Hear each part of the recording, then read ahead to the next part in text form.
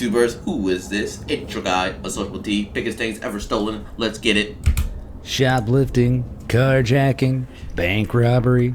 These are all the small-minded matters of casual thieves with no imagination. It takes a truly daring thief to go bigger. Today, I'll be sharing with you the people who went above and beyond, pushing the boundaries to the absolute maximum of just what exactly can be pilfered.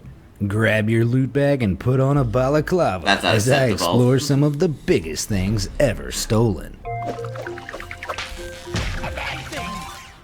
I feel like I've seen this before. Easy Air Miles. May 25th, 2003. An entire Boeing 727 was stolen right off the runway of Quatro de Fevereiro Airport in Luanda, Angola. It did not have clearance to fly, it did not communicate with air traffic control, and it has never been seen again. It just veered precariously onto the runway and took off without any lights on. The FBI and the CIA searched the globe for years and couldn't find so much as an in-flight peanut. 2 men were seen boarding the plane before it took off. American pilot and flight engineer Ben C. Padilla, and a mechanic from the Congo named John M. Matantu. How do you get this guy's face, but you didn't get the How?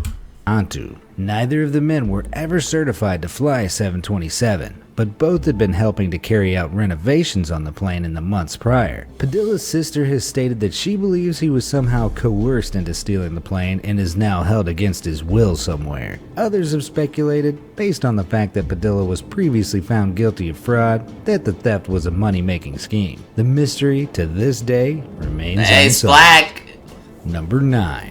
A bare bones operation. In a bizarre court that was D-Storm, I'm sorry. Case known as United States versus one Tyrannosaurus bataar skeleton. The matter in question was a stolen dinosaur. The ordeal began when Florida man Eric Procopi brought the fossilized skeleton of a Tyrannosaurus bataar, a relative of the Rex we know and love, from Mongolia to the UK, and then to the US. In customs, he claimed that the bones came from UK soil. On reaching the US, Procopi auctioned off the dino for over $1 million. However, when the Mongolian government became aware of the dinosaur's true origin, they prevented the sale being completed. According to Mongolian law, fossils are culturally significant and their removal without official approval is illegal. As a result, Procopi was arrested on counts of conspiracy to smuggle illegal goods, possession of stolen property, and giving false statements. He went to jail for 3 months, and the skeleton went back to Mongolia. For something that's been dead for millions of years, the Tyrannosaurus bataar had quite the trip. Number 8. Crime of the century. Stealing a tree is never an easy task. But if this perplexing case from 2012 is anything to go by, the older the tree, the harder it is to steal. Indeed, it took a lot of planning and patience for poachers to steal one particular red cedar tree from Vancouver Island, just off the southwestern Canadian coast. At 800 years old, the tree was a full 9 feet wide at the base, and the high quality of its wood made it an unfortunate target for poachers. On a routine stroll, park rangers had been baffled to find the tree cut 80%. If I was ever a lumberjack, I would always use a chainsaw. Of the way through. It seemed someone had attempted to steal the giant tree, but had given up. Rangers brought in professionals and had the tree safely felled to avoid it collapsing and crushing unlucky hikers, leaving it to decompose and feed the forest. But this was all part of the thieves' plan. With the tree felled safely, they returned and stole the whole thing. Not that much of a big brain, just planning, to be honest, just patience. Speculation arose as to how the thieves were able to source the heavy-duty machinery necessary to transport the colossal tree away, but however they did, it was never seen again. Number 7. Enlightened by Thieves. For Buddhists at a temple in Tacoma, Washington in 2015, enlightenment came, as usual, by letting go of material objects. Only this particular type of enlightenment was much more literal than usual, as it involved the loss of a 3,000-pound, 12-foot-tall copper monastery bell. Police were baffled as to how thieves managed the theft due to the bell's enormous weight and size. Dang. The temple abbot speculated that the people who stole it wanted to make money, with no consideration for the significance of it and how important it is in the presence of Buddhism. Indeed, bells are commonly used to signify the beginning of meditation, making them highly sacred to Buddhist monks. The thieves likely melted the bell down to sell the copper, or may have turned to the black market for a buyer. I doubt a pawn shop would accept a suspicious 3,000-pound religious bell. But sometimes a bargain's a bargain. After all, you never know what is gonna come through that door. Number 6. Brick by brick blasphemy. Christianity also experienced pious plundering in 2008 when thieves made off with an entire church. The holy building had stood in the village of Komorova since 1809 and was hauled off brick by brick. Initially, the theft went unnoticed as the church wasn't being used at the time and was located in a remote area of the town. Church officials had been considering resuming use of the building, but that plan was dismantled before their very eyes. Of course, they could still gather in the open-air foundations of the building every Sunday morning. In rural Russia, churches are stand outside when it's church, but I wouldn't stand outside. Targeted more often than you'd think, as religious icons and building materials can be sold off for a profit. I like to think it all comes down to foul play between rival churches, but you'll have to ask the Pope. Number 5. A history of crime. In the 1980s, somewhere in Tel Aviv, Israel, Major Ari Yitzhaki was restoring a World War II Mustang fighter plane for the Israeli Air Force. The plane was parked up at a reserve airfield, waiting for transport to Israel's Air Force Museum. After fixing it up, Yitzhaki developed plans of his own for the vehicle. On an otherwise normal day, he flew the antique all the way to Sweden and sold it illegally for $331,000. 6 years later, the Israeli government finally tracked it down and retrieved it. So at least this plane story has an uplifting ending. High flyer Yitzhaki, on the other hand, had a much more grounded fate, the terrestrial confines of a jail cell. Number 4. A bridge too far. Some people build bridges, others burn them. In rare cases, some steal them.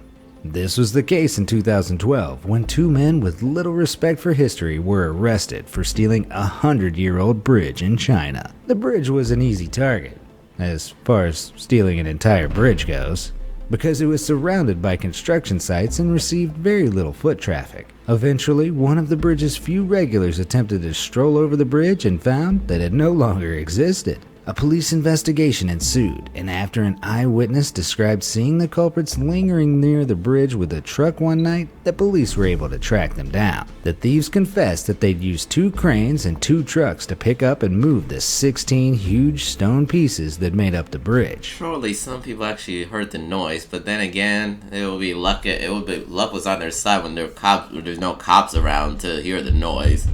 I just wonder if the bridge was set surely someone would have called somebody if a bridge was like rumbling in a billionaire's garden before the thieves were caught. Number 3. You wouldn't steal a ship. Some people just have a taste for the biggest loot.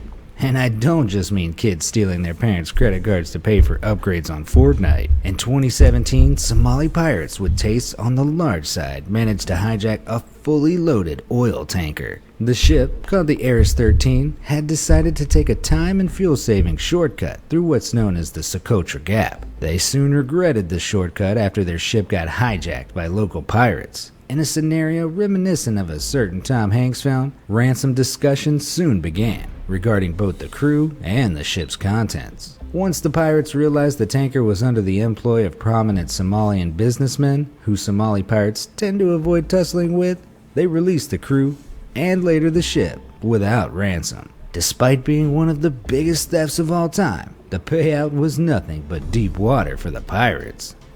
Number 2.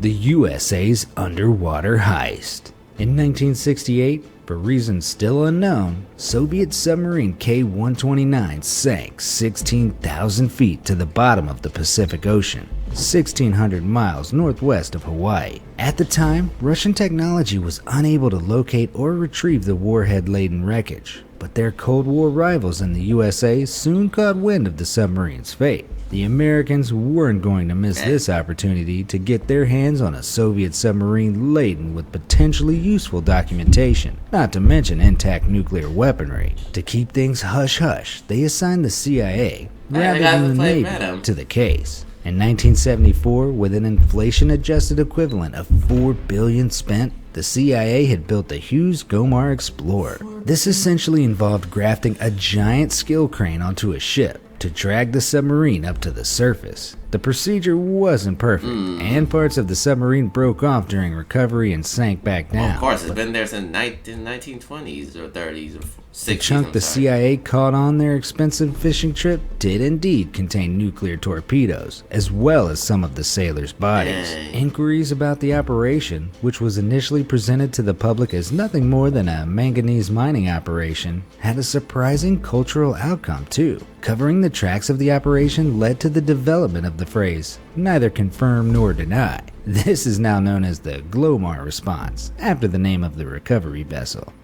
Before I reveal the biggest thing ever stolen, there are some honorable mentions that I'd be remiss not to acknowledge. While not enormous in the bigger picture, a special hat belonging to Greg De Silva of Cape Town, South Africa was the largest of its kind. Made using 1,000 eggs, Greg owned the largest egg hat the world had ever seen. Tragically, Greg's eggs were stolen during a 2011 trip to Germany while he was hospitalized with heat stroke. Imagine doing all that work and just... Why would anyone steal eggs? It's a crazy world out there.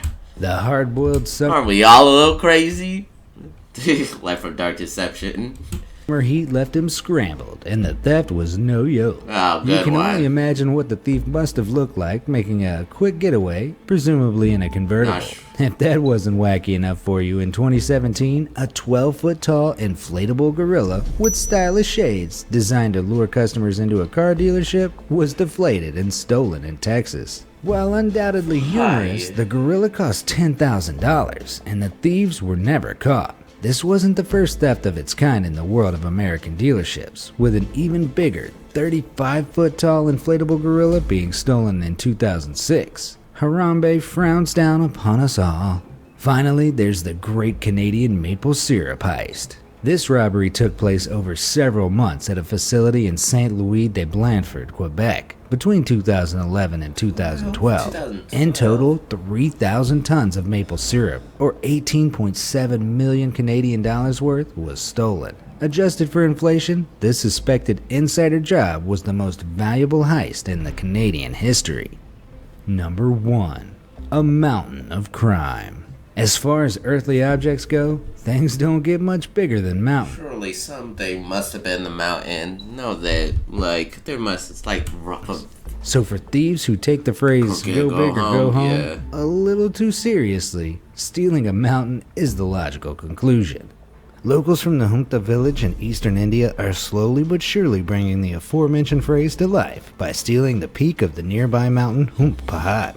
Locals chip away the rock to sell to property developers and use the earnings to feed their families. The village doesn't have much else in terms of industry, so people work 11 hours a day hewing the peak from a point into more of a stub. While this is in fact illegal, local authorities tend to turn a blind eye, as the mountain is one of the few sources of work in the area. A local businessman has even laid a claim of ownership upon the mountain in an attempt to remove the criminal edge from the operation, but the authenticity of the claim is questionable at best. Unless something changes, the locals will eventually have stolen an entire mountain. Impressive. Were you shocked by any of these sizable crimes? What's the biggest thing you've ever had stolen? And more importantly, does this egg hat make me look fat?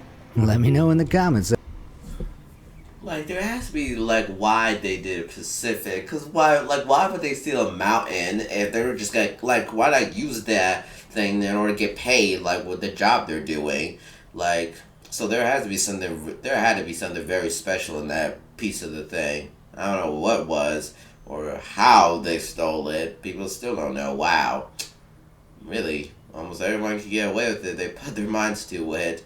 Even if it's, yeah, but that was go big or go home. Jesus. A whole mountain. Thank you guys so much for watching. Please do like, subscribe, and peace.